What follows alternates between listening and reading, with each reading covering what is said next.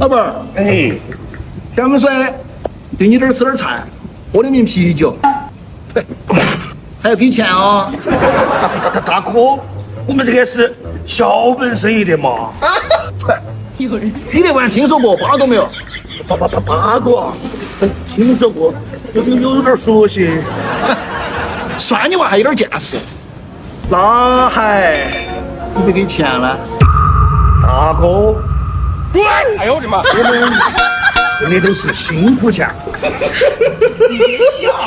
如果不是亲眼所见，我是万万不敢相信。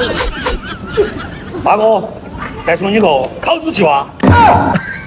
不用，我八个去哪儿吃饭嘛？给钱，不但要给，还有双倍的给，对不对？是不是嘛？那吃饱了，我们就走了。走，我连钱那就买不了。